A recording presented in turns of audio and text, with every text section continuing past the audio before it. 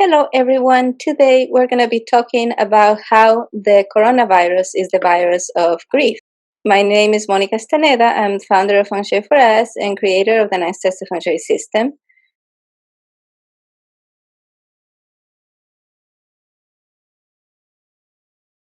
In Feng Shui, we use the five elements. So the five elements are water, wood, earth, metal, and fire. And so when we're talking about any illness in Feng Shui, we look at the symbolic connection between that illness and the organs that are associated with the element. And so the coronavirus, what we know about it is that, most people get it really mild and very simple symptoms, nothing threatening. And some people get it, a very small percentage of people get it very, very strong, and a lot of people don't get any symptoms at all. The worst of the cases with the coronavirus, we know that it affects the lungs. And the lungs in Feng Shui are connected with the metal element. And the metal element is connected with the emotion of grief. And so somebody once told me, and I totally agree with this, that pain is inevitable. For as long as you're alive, at some point or another, you're going to experience some kind of pain. But suffering is a choice.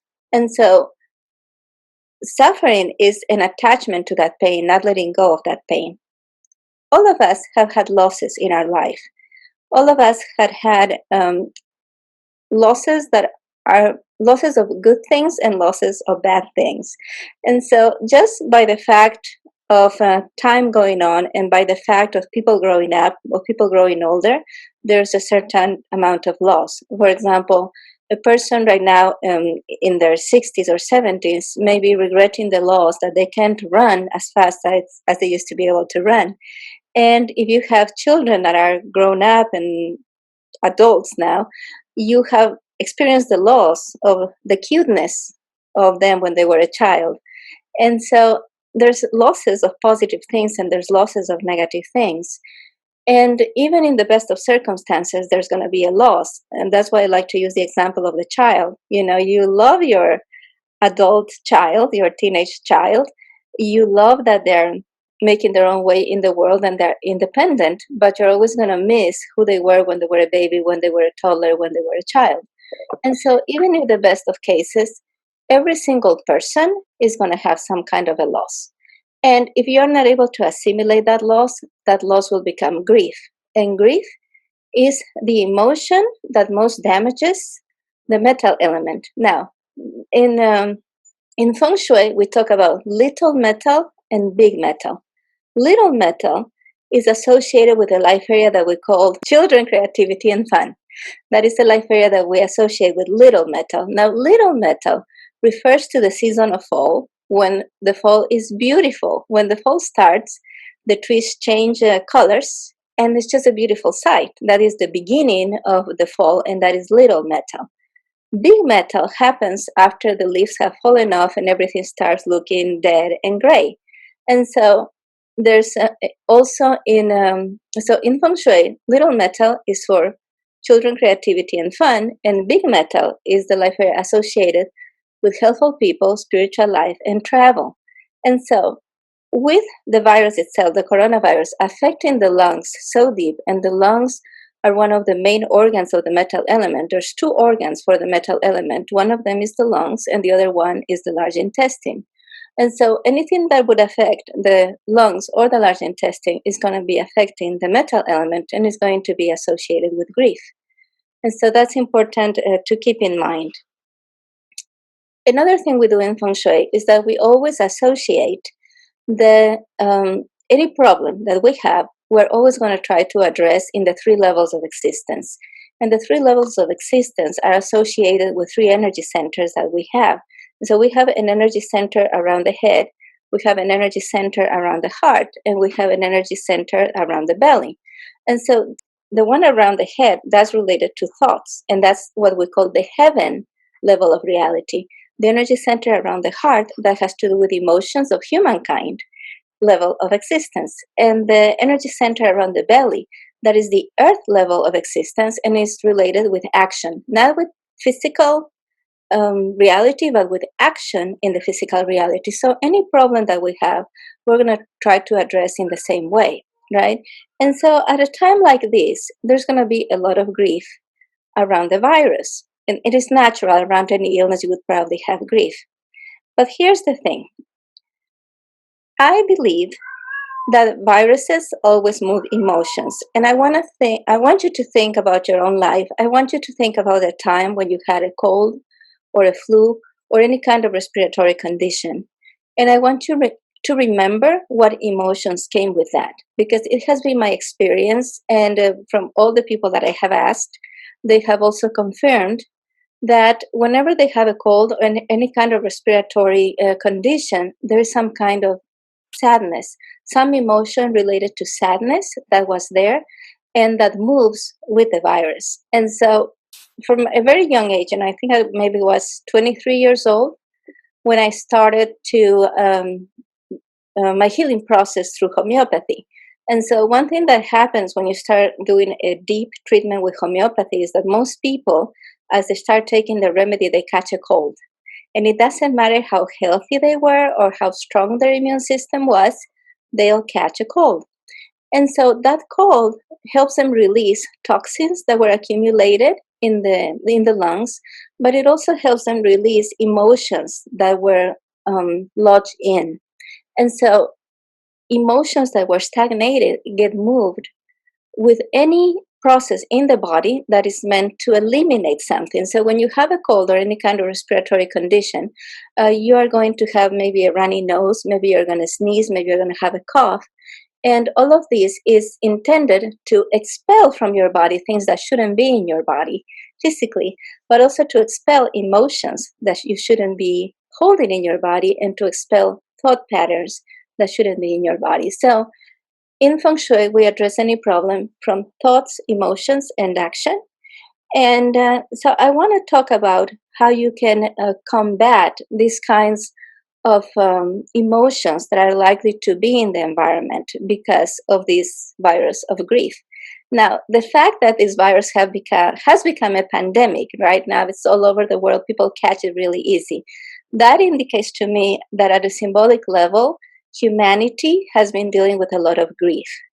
And so this virus comes in and people are so susceptible to it because there's a lot of grief. And I think that grief is associated with our civilization living a lifestyle that is not sustainable, right? And so we know we're trashing the oceans. We know there's too much pollution in the air. We know that we're causing a lot of damage to the planet, to life in the planet, and to ourselves. And we don't know how to stop. You know, we as individuals, we don't know how to stop something that has become systemic in the planet, because our financial models are based on this idea of consumption and waste, right? And so there's a lot of grief in humanity. If there was not a lot of grief in humanity, this virus would not be spreading so quickly and so easily. That's from the symbolic meaning of these things in Feng Shui, right? And so address your thoughts. I know it's very tempting to be glued to the news. You want to know, what did this president say? What did that prime minister say? What is Congress saying? Is there going to be a stimulus? And that is not the best kind of food for your mind, for your heaven level. And so challenge yourself to look for information that is uplifting and that offers you solutions and alternatives. So I know there's a lot of documentaries, for example, about healing in different ways. There's a lot of documentaries about how maybe we could live without causing so much damage to the planet, how we could have a more sustainable lifestyle. There's a lot of books around, there's books around how could we have an economy that is not based on consuming, that is not based on waste, right? And so look for information that will provide solutions, not to what we're going through right now, how can I get through this time of the coronavirus, but that would provide solutions to systemic problems that we have been having. And so one of the things that I have learned recently is that the stock market was headed towards a precipice.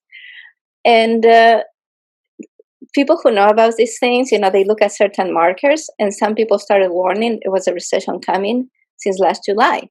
And so if the coronavirus had not happened, there would have been a market crash later this year or at the beginning of next year, is what the experts are saying. And so, because the coronavirus happened, it's like Wall Street is lucky because now they get to have a government bailout without having to face the embarrassment and the public backlash from being headed to a recession just 12 years after the last recession, right? And so some of the same things were being done. For example, our last recession was caused by lending in real estate. A lot of that was the inflated prices of real estate, people giving mortgages to everybody who did not qualify for mortgages. And so they were doing the same thing, but not in the same way. But the only industry in the United States that was growing was the lending industry. So they were doing reckless loans to corporations and to individuals. Credit card loans were super high.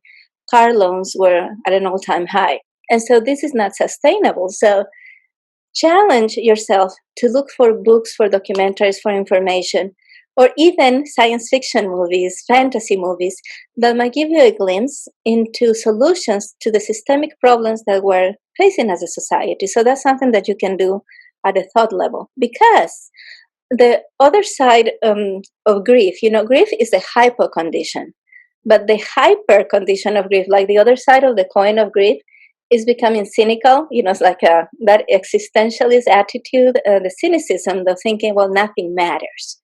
And so counteract that by seeking movies, even stories of utopias. How could the world be better? How can we solve these problems?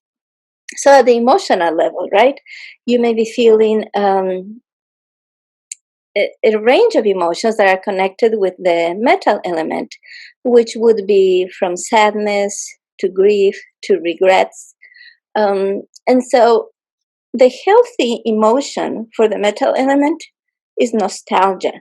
Nostalgia is that bittersweet feeling that you have when you remember the past.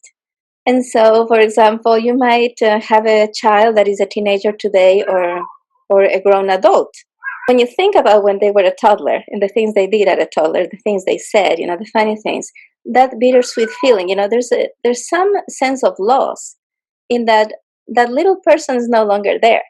But at the same time, you're happy that they're grown up, that they're adults, that they're living their own lives. But that's the feeling, I want you to think about that feeling.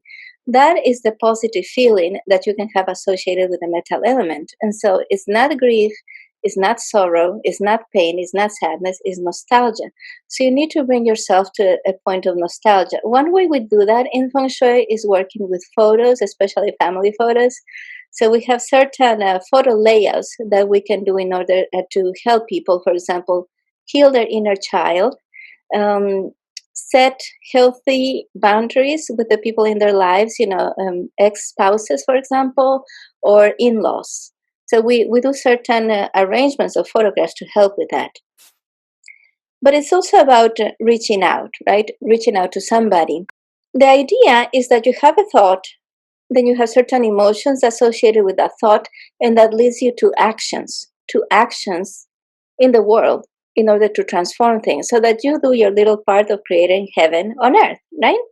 And so the emotions that you are feeling, the sensations that you are having, the obstructions that you may be feeling right now are not normal, quote unquote, because these are not normal circumstances, right? And so somebody had sent me an email and they said, okay, there's this reporter and he's looking for a Feng Shui teacher or consultant to do an article on 8 tips that you could give to people to feel better before. And I said no. I said no, I was not going to do it because these are not normal circumstances. Under normal circumstances, you can do those lists of tips on what you can do right now to feel better, but these are not normal circumstances. Things are right now exaggerated. So it's a time of excesses and deficiencies, right? You may have an excess of thoughts and you're experiencing a deficiency of human contact because you can't go, you can't go to the gym, you can't go to work, you can't go to the park. And so it's a time of excesses and deficiencies, and that indicates imbalances. So I want to teach you today something that you can do a trick, a Feng Shui trick, or a technique that we use in Feng Shui, but also in every area of life, and that is balancing yin and yang.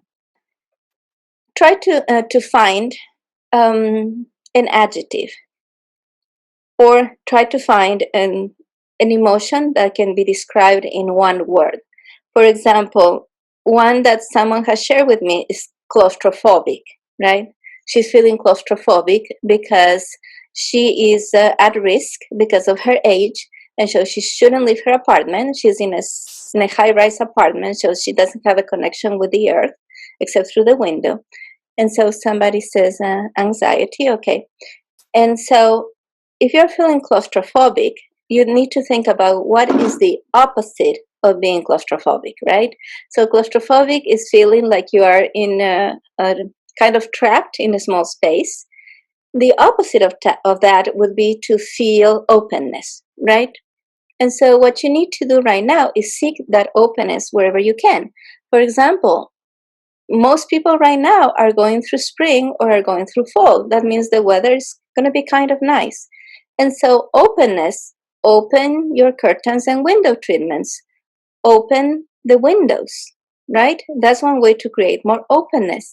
Another way to create openness is to um, use your screens to give you images of open spaces. For example, if you have a large flat screen TV, instead of keeping it on the news, see if you can find a documentary about planet Earth, or if you can find a video on YouTube that's going to show you a nature image, especially if it has the sounds of water or birds, something that's going to give you that feeling of openness. So you have to handle the feelings right now as opposition. So what is the opposite? The opposite of how you're feeling. And so what would be the opposite of anxiety? The opposite of anxiety would be probably to be calm, or that's what we think, the opposite of anxiety is to be calm. But usually you don't just feel calm or peace by saying, okay, I feel anxious, so now I'm going to feel peace.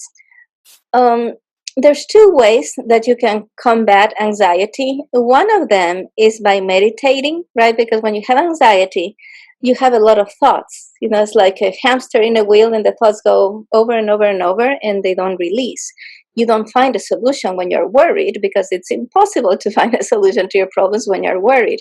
Being worried shuts down the part of your nervous system that does the good thinking and the healing. And so one thing that you can do is you can meditate to create that emptiness in your mind, right? But for a lot of people, that's hard to do. So another thing that you can do is you can do yoga, tai chi, or Pilates, or Qigong, any kind of exercise that is going to make you focus on breathing. And that's going to bring you that openness too. The deep breathing is going to bring you that openness. But for some people, even that might be really hard to do. And so one thing that you can do is put your mind to work through creativity. And so if you're feeling that your mind is completely out of control, engage your mind in something productive. And so, for example, if you are a quilter, start a quilt. If you like to paint, start a painting, right? So you can, that calmness that would be the opposite of anxiety can often come through creativity. So if somebody feels fatigue, so what would be the opposite of fatigue? The opposite of fatigue would be to feel energized, right? And so how can you get energized? And so the things that give you energy are fresh air, sleep, and sunshine, right? So if you're feeling fatigued, if you're feeling like you don't have energy, you need to make sure that you get some sunshine. Even if you live in an apartment, you are likely to have sunshine, or at least cloud shine, coming through your windows at a certain time of the day. And so seek that. You need fresh air, so you need to open your windows. If you have a balcony, sit in your balcony. You need that. And you need movement. A lot of people, they'll say, I just don't have the energy to work out. But if you're waiting to have the energy to work out, you're never going to work out, because it's the movement that is kind of shakes the energy inside of you. So through movement, you get energy. So another one was loss of direction, feeling lost, feeling like you have no direction. This is going to sound like maybe it's sort of silly, but it works.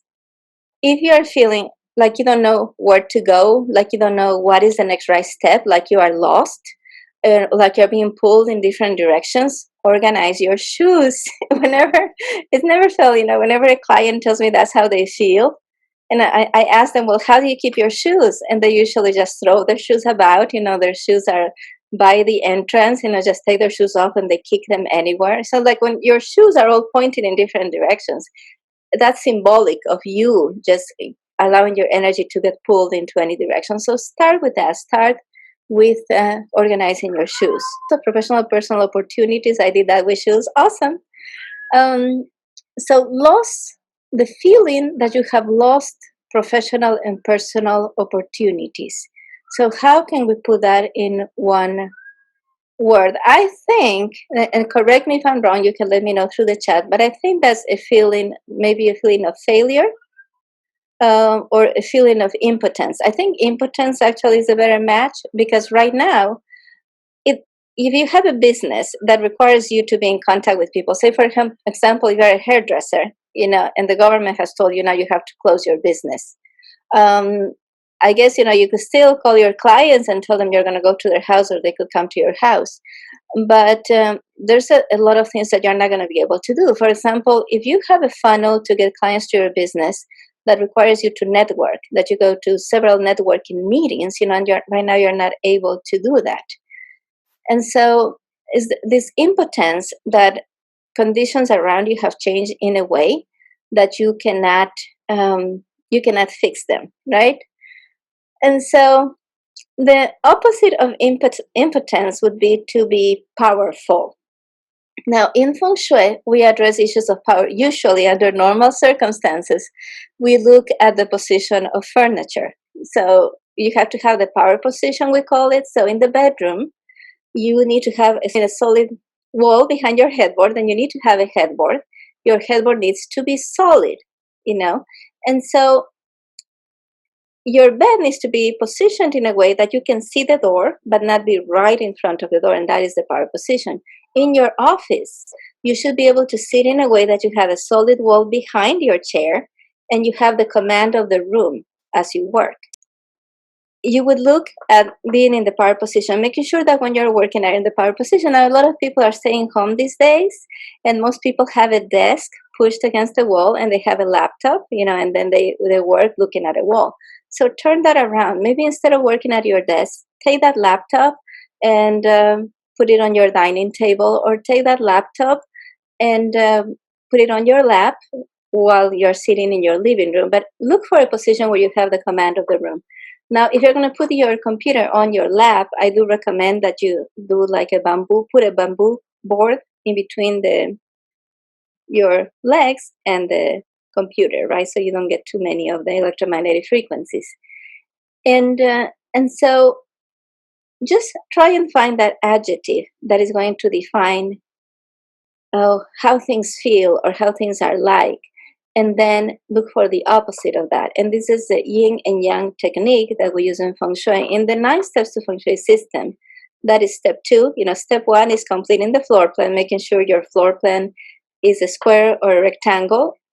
And if it's not, doing corrections with mirrors or certain kinds of images so that it gives you the impression that it is a square or rectangle.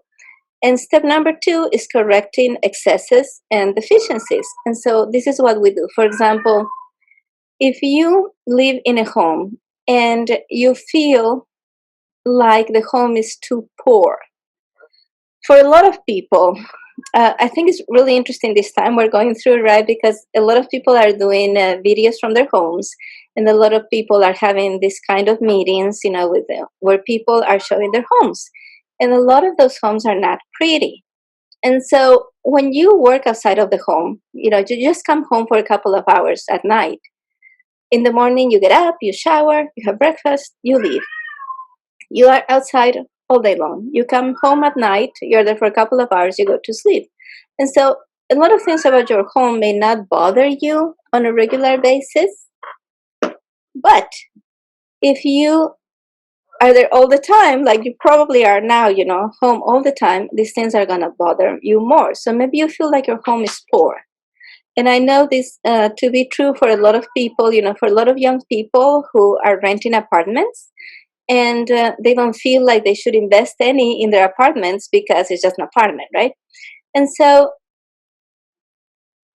if you feel like your place feels too poor, what is the opposite of poor? It would be rich or wealthy. And so you can start adding things to your home, even if it's just one object that to you means luxury. For example, say that you go into your living room and you're like, oh, my sofa is so old and worn, and I just feel like I'm not doing well, and I'm stuck in this rut, in this situation where I don't have any money, and now I don't have a job because my bosses send people home because they couldn't keep up with payroll. And so get, for example, 2 cushions that to you feel luxurious to put on that sofa, or get a throw that to you feels luxurious. Now, that doesn't mean that it has to be expensive or new. That just means that it has to be something that to you feels like it's luxurious, right? And so somebody else feeling up and down and tightness. So up and down is like a roller coaster, right? It's like no stability. And so if the opposite of up and down, feeling like you're living your life like a roller coaster, that would be stability. So what can give you stability? One of the things that can give you the most stability, the easiest way, is to lie down on your yard. If you have a yard, right? You can. What we like to do in our home is we got these super extra large beach towels. They're 100% cotton. And so we put those on the grass and then we lie down on the grass. And right now, we're trying to do that every day when the weather permits, because right now it's so important to be grounded. So seeking that horizontal position is actually going to help you relieve the feelings of going up and down, and just being in contact with the ground, with the dirt. That feels really good. Also, gardening, being in touch with dirt can be really helpful when you have these feelings of going up and down. You want that stability. Um, Tightness. So what would be the opposite of tightness? If something is tight, the opposite would be to be loose, right? And so some of the things that I'm going to tell you right now, they might feel like really silly, but they work. And so if you're feeling that things are tight, don't wear tight clothes. Don't wear tight shoes. Okay? If you're feeling tightness, look for where in your home you could produce looseness. What could be loose right now, right?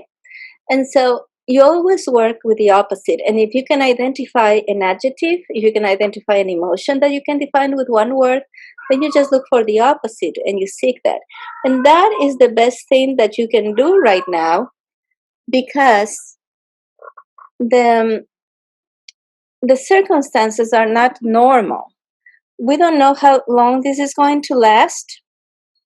And really, what has happened in other countries may not be a good reference for us, because if you're in the United States, we're such a diverse country, and every state is coming up with different ideas on how to do things.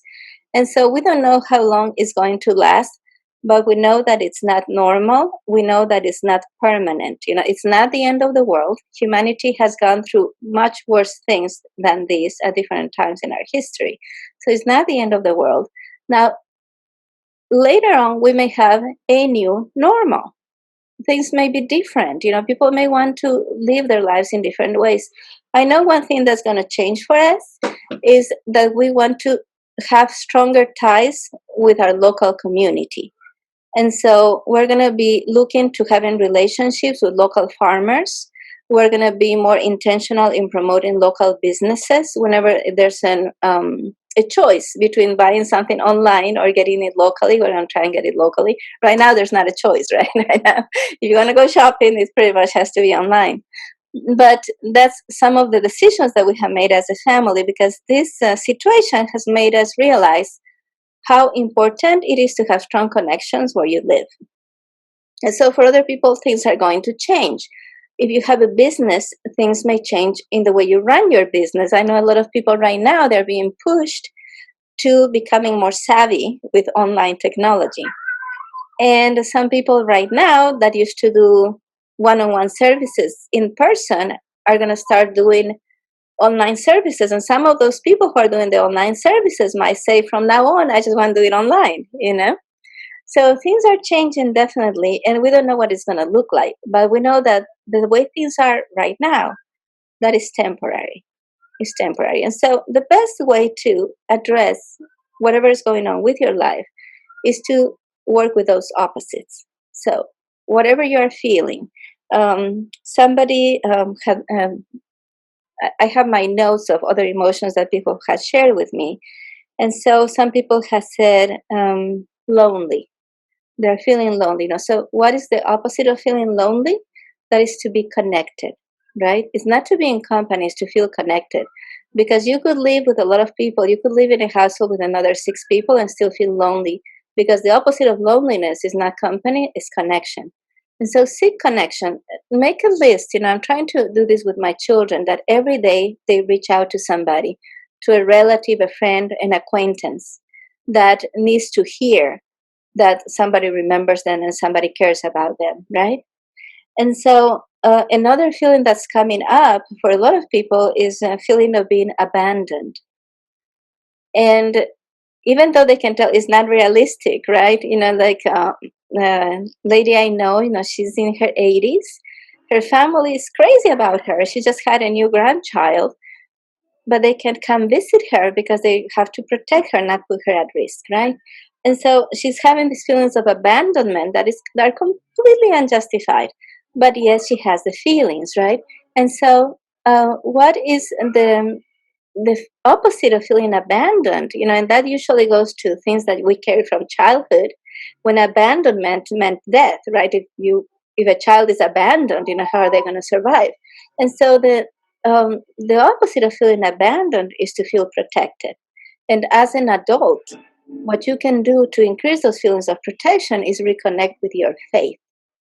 And so that's going to be different for every person. I know just the people who are in this room as we're recording live, they come from all sorts of different belief systems and religions. So reconnect with your religion, with whatever you believe. Now, if you have lost faith in your religion, you need to find something else to believe in. Right? And so you need to remember that. Now, a lot of people are feeling angry, right? And the opposite of anger in Feng Shui is not, people say, well, if you're not angry, then you're happy. No. The opposite of anger is decision, is being decisive. And so if you're feeling like you are very angry or getting very angry, think about what decisions you're avoiding making. And try and come up, with a list of things that you need to make decisions on. Because decisions will lead you to action. Something is bothering you right now, it's likely you need to take an action in order to transform that thing that's bothering you, in order to overcome it, in order to change it. There needs to be some kind of an action. Also, people have said there's a lot of fear. And now the opposite in Feng Shui, the opposite of fear is not courage. In the Feng Shui, courage is not connected at all with fear. That's separate. The opposite of fear is responsibility. The more responsibly you behave, the less fear you're going to have. Just take on responsibility, do the things that you need to do, and then there's less and less reason to be afraid until there's a point when there's no reason to be afraid. And so the metal element affects life area number 7, which is children, creativity, and fun, and life area number 6, which is helpful people, spiritual life, and travel. Now, the coronavirus affects mostly the metal element, but as a consequence of the quarantines and the stay-at-home orders, then we're having a collapse of business and finances. And that is the water element, because the water element is the element that represents money. So money is closely connected to the water element. And there's 2 negative feelings that are associated with the water element, and one of them is fear, and the other one is guilt. And so I have talked about this in former videos. One of the things that you have to guard yourself against right now is the guilt of being okay, of being well when other people are suffering. And so if you are, I know most of my students and clients, they're really responsible. with their health and their finances. They have used Feng Shui to bring themselves to a place where they're even keeled. And so you may be doing very well right now because you have a lovely home, so you don't feel like you're trapped. You're just enjoying your home more than other times. And you may have plenty of savings, so you're not worrying about money not coming in. And you probably have a full pantry, so you're not obsessing about running out of food.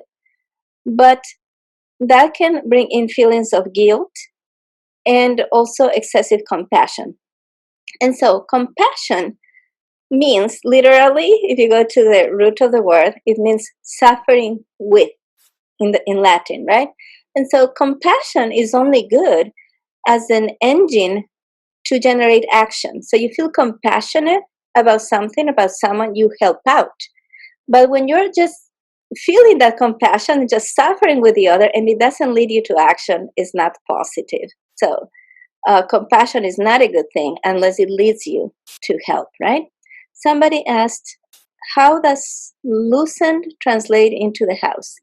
Loosened translate into the house. Okay, what is getting stuck in your house? And one of the things that you can do that is going to bring you automatic relief for that is drawers that get stuck.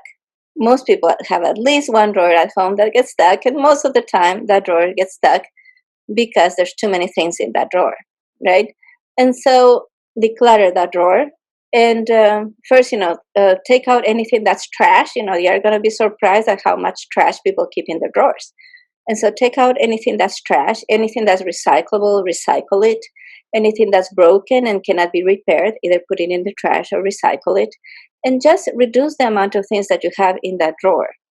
And another thing that can get tight in homes and that you can loosen is doors of cabinets or doors to rooms or outside doors that are getting stuck. And many times that's because the screws need to be tightened in the hinges. So you need to look at, okay, what is getting stuck? And maybe something needs a drop of oil. And that you loosen these things. If a door is making a squeaky noise, there's a tightness there, right? You add a little bit of oil that gets loosened. And so you can look at it that way. And so going back to the water element, right? And so right now you're going to have, likely to have fear, guilt, and you're going to feel this compassion, this suffering with others, right? And so the antidote to that is to be responsible. Be responsible with your own affairs. Take care of yourself. Take care of the people that you are responsible for first. Then see how you can help others. So, for example, one of the things that our family does is we lend money through Kiva, KIVA.com. And this is an organization that provides interest-free loans to people in the United States and abroad who don't have access to loans at banks, for example. And so we know that some of the people that are going to need the most help right now are the people that don't have access to a credit card, don't have access to a bank. So that's one way that we can help. There may be a food bank in your town that you can contribute to. So make sure to lessen those feelings of guilt that you may be having by helping others, but also by understanding that you're responsible for yourself, that you're responsible for the people who are closest to you. If you have a business, maybe you're responsible for your employees, right? In different ways for your customers. But don't take on responsibilities that don't belong to you, because then you are going to be riddled with fears and with guilt if you start taking on responsibilities that don't belong to you. In Feng Shui, we say, do today's work and do your work. There's no point in you trying to do today the work for the whole week or the whole month or the whole year. And there's no point in you wasting your energy doing things that other people should be doing while neglecting the things that only you can do. And so the metal element and the water element work together. And the metal element is considered to be the mother of the water element. And so the metal element helps the water element.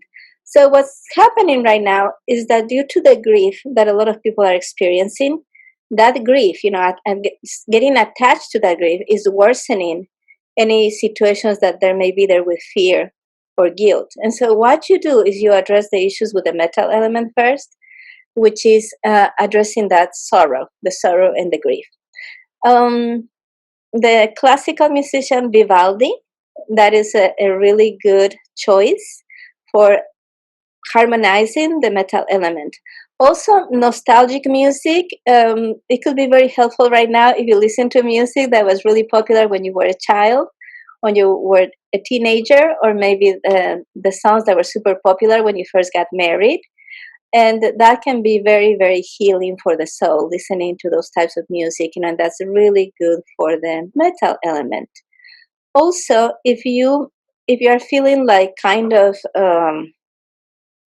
like it's everything's weighing down on you, you may try wearing lighter colors, and that may be helpful. Like white, light gray, and pastel tones can be good for harmonizing the metal element.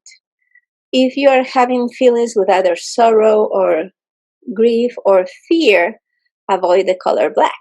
I'm wearing black because I don't have those issues. If I did, I wouldn't be wearing black right now. And so, do you all have any other questions? This is a great time to look at what your house really needs. There may be projects around the house that you may have said, if I ever had free time, I would do this. If I had the time, I would fix this other thing. Well, now's the time, right? You have plenty of time. And if your home right now is feeling to you like a prison, that means you have bad Feng Shui. And so you need to start working towards improving your Feng Shui. I have 2 Facebook groups. One is my VIP group for clients and students, and the other is my public Feng Shui group. If you are in my public Feng Shui group, I am doing a free 9 Steps to Feng Shui mini course. It's going to come in 15 lessons. I think right now we're in lesson 10. And so look for that on the group. Look for that mini course.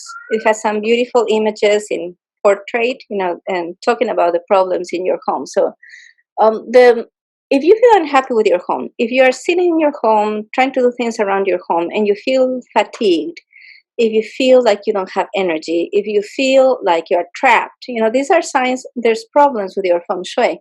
And those problems can be of 3 types. There's 3 types of problems with the home. There's problems that are created by the architecture, the way your home was built. And those cannot be fixed, but they can be corrected. So like you cannot fix an incomplete floor plan unless you do a remodel, right? But you can correct it. So it doesn't, so it's not a problem anymore. And so problems would be like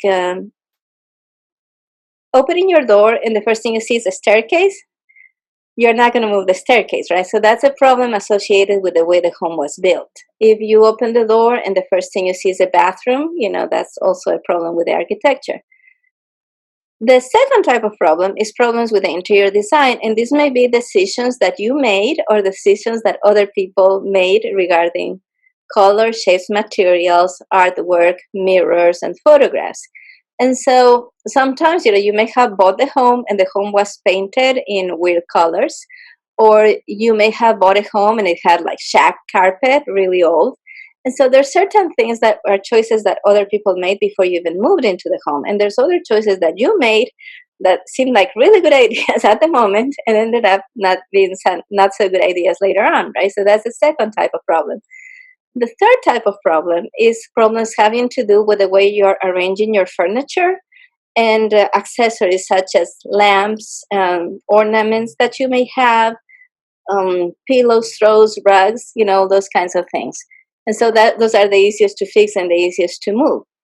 But you need to trust yourself. If you feel that something's off with your home, it's probably off. If you're not feeling happy at home right now, you probably have bad Feng Shui. Our homes are boxes.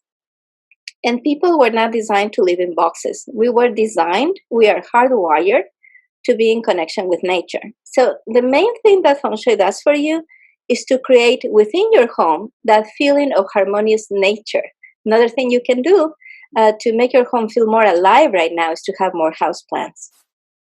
And so effective Feng Shui will create inside of your home the impression that you are living in a natural, thriving environment.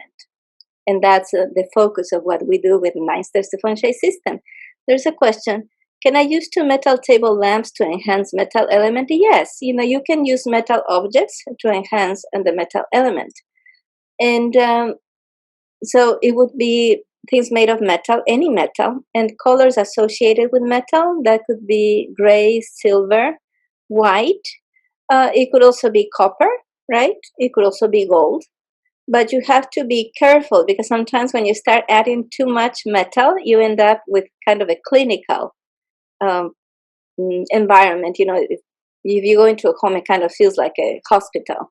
That's not good feng shui. It's only good for the hospital. And so, yeah.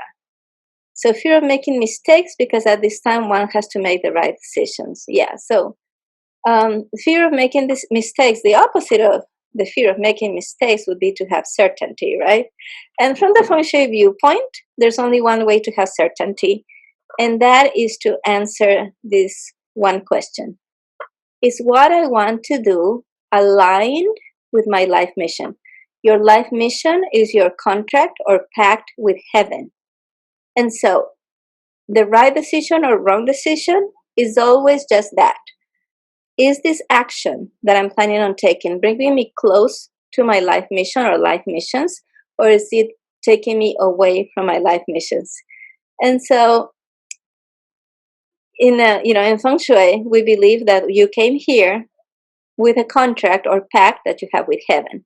There's certain things that you came to do for yourself, things that you came to do for others, and that is your path, the path that you walk. Now, nobody can see, nobody can say, I can see my path clearly till the end of my life.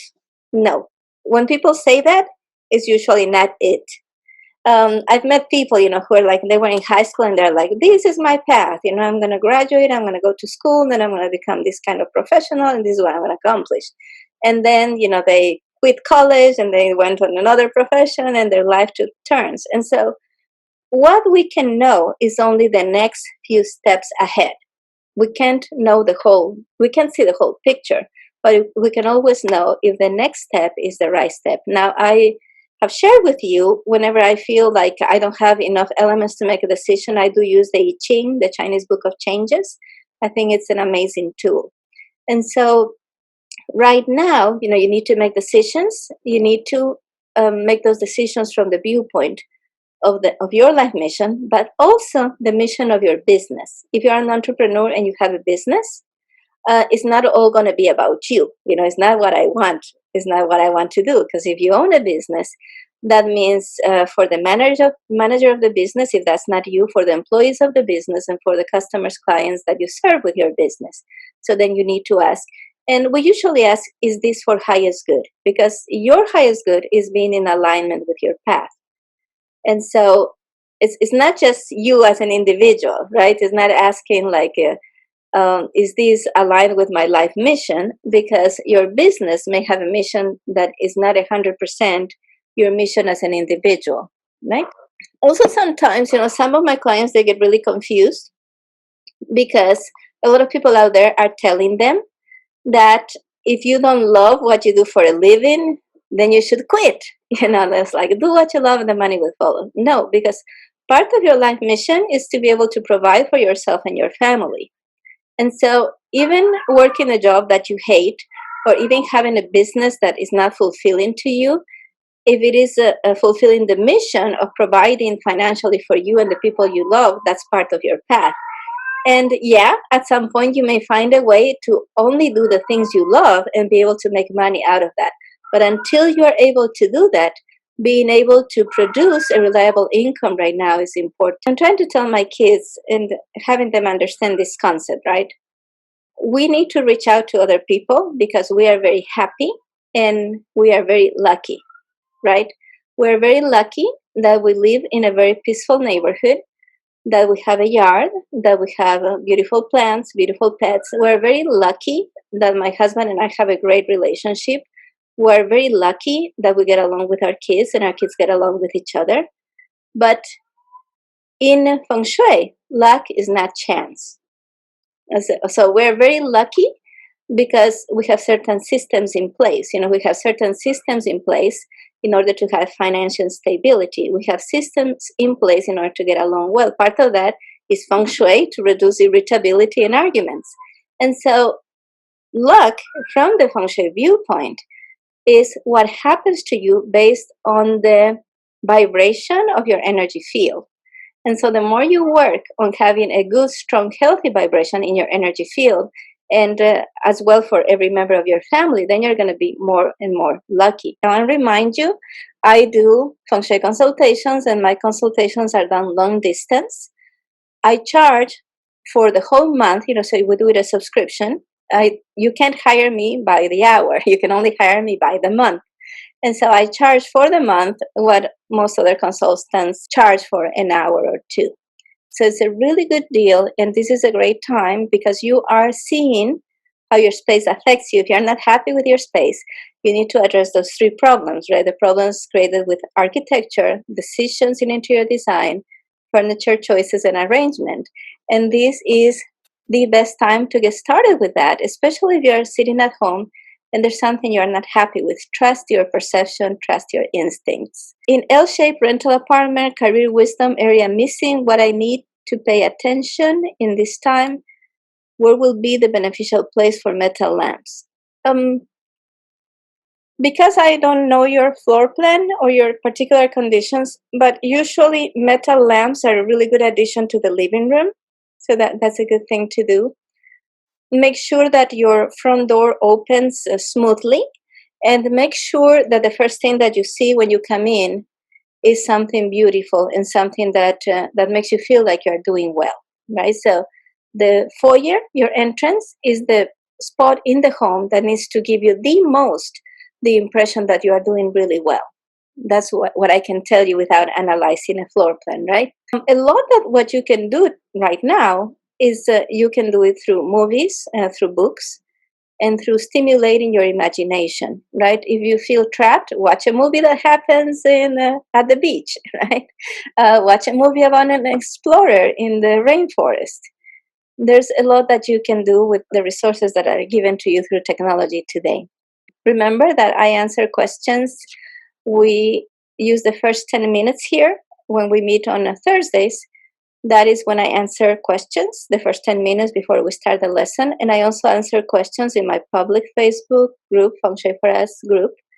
And that's on Sundays. So thank you so much for coming over and for sharing some time with me. Thank you for giving me this opportunity to connect with you. We are not alone. And we share one beautiful passion, which is Feng Shui. We share with each other the understanding that our spaces, our environments affect us, and that we have the power to make positive changes in those environments in order to transform our lives for the better. So as you're making your home into a dream home, you are creating a dream life for yourself. Goodbye.